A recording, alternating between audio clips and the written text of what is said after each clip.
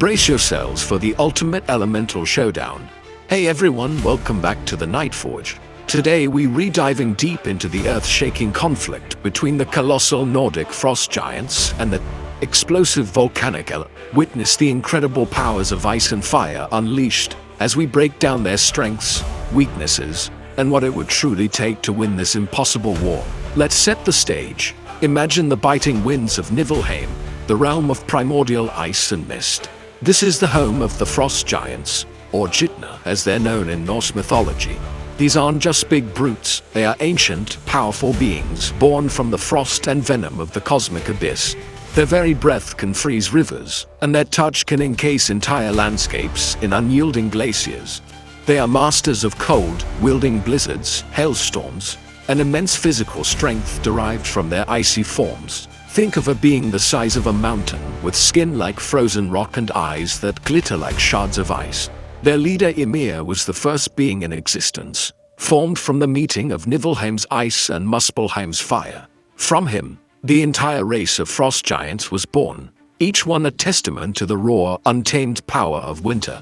They are cunning, ancient, and harbor a deep-seated grudge against the gods of Asgard, making them formidable foes in any conflict. Now, journey to the opposite extreme, Muspelheim, the realm of eternal fire. This is a land of roaring flames, rivers of lava, and skies choked with ash and soot. It's the domain of the fire giants, and, in our epic scenario, the volcanic element is these beings are living embodiments of destruction and creation. Picture a creature formed from molten rock and pure flame, its body constantly shifting and reforming. Where a frost giant freezes, a volcanic elemental scorches. They command magma, spew superheated ash, and can trigger volcanic eruptions with a mere thought. Their leader in the myths is Surtur, a colossal figure armed with a flaming sword so bright it outshines the sun.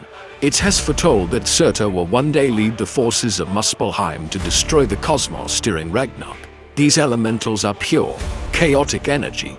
They don't just wield fire, they are fire. Their attacks are relentless, melting stone and turning battlefields into seas of liquid rock. So, what happens when these two unstoppable forces collide? It's more than just a battle. It's a cataclysmic event that would reshape the very fabric of reality.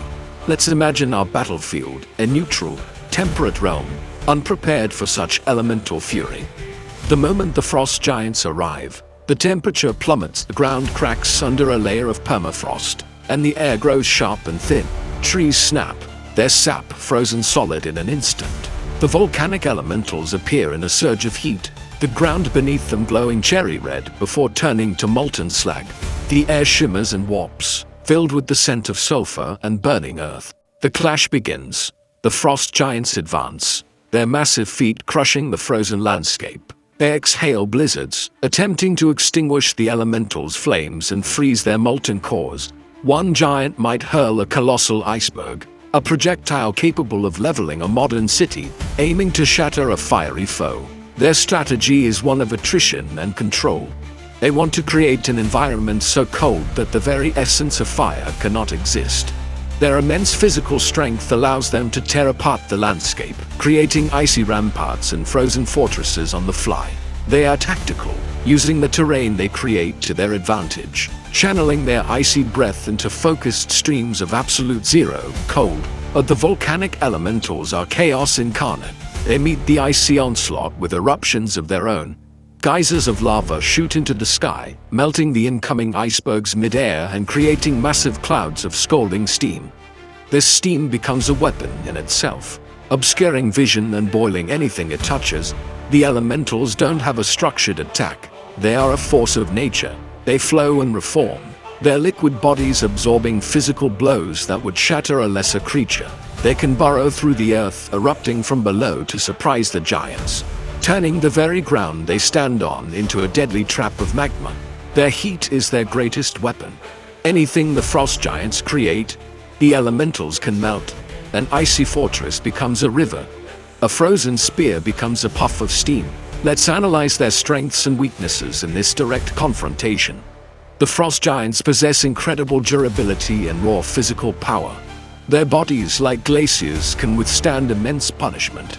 Their weakness, however, is sustained, intense heat, While they can endure brief exposure, a continuous bath of lava would eventually melt them, turning their frozen might into a mere puddle. Their size can also be a disadvantage, making them slower targets against the more fluid and unpredictable elementals. The volcanic elementals, on the other hand, are almost invulnerable to physical attacks. How do you punch lava?